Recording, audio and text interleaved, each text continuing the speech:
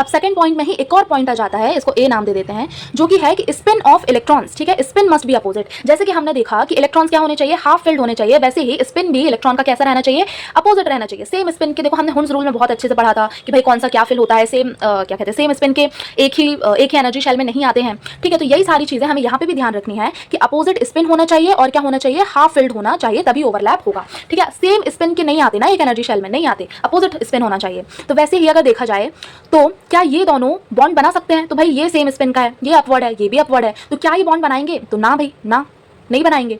ये same spin के हैं, ठीक है, एस ऑर्बिटल सेम स्पिन, ये भी नहीं बनाएगा। ठीक है, ये बना सकता है, लेकिन ये अपवर्ड है, ये डाउनवर्ड है, तो ये ही बना सकता है। ठीक है, यस।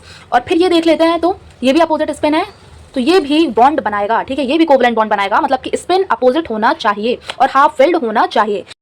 अब हम देखते हैं थर्ड पॉइंट कहता है orbitals retain their identity after overlapping, मतलब कि ऑर्बिटल्स का जो शेप है वो कभी चेंज नहीं होगा इवन आफ्टर ओवरलैपिंग। ठीक है, जैसा शेप उनका ओवरलैपिंग के पहले था वैसा ही रहेगा आफ्टर ओवरलैपिंग भी। ठीक है, जैसे कि हमारे पास एस ऑर्बिटल है, अपवर्ड स्पिन, ठीक है, और ये क्या है, डाउनवर्ड। तो जब इनके बीच में ओवरलैपिंग हो गई तब भी इनका स्फेरिकल शेप था और उसके बाद भी स्फेरिकल शेप ही रहेगा। ठीक है, शेप सेम रहेगा, वो कभी चेंज नहीं होगा। लेकिन हाँ, एनर्जी सेम रहेगी क्या, एनर्जी सेम नहीं रहेगी, एनर्जी बदल जाएगी।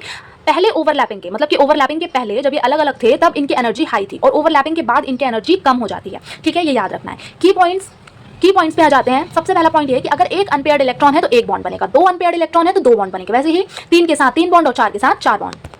और सेकंड की पॉइंट यह आ जाता है कि स्ट्रॉन्गर ओवरलैपिंग स्ट्रॉन्गर बॉन्ड, जितनी ज्यादा ओवरलैपिंग स्ट्रॉन्ग होगी उतना ही ज्यादा हमारा बॉन्ड स्ट्रॉन्ग होगा।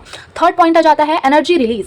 ठीक है, because of overlapping energy release होती है, जब ओवरलैपिंग होती है उसकी वजह से एनर्जी रिलीज होती है। जैसे अब भी हमने देखा कि क्या होता है, पहले हाई एनर्जी होती है, फिर ओवरलैपिंग के बाद एनर्जी कम हो जाती है। क्यों, क्योंकि एनर्जी रिलीज होती है ओवरलैपिंग की वजह से, जिसकी वजह से जो हमारा कोवलेंट बॉन्ड है या जो सिस्टम है वो ज्यादा स्टेबल हो जाता है। तो covalent bond is more stable. Okay,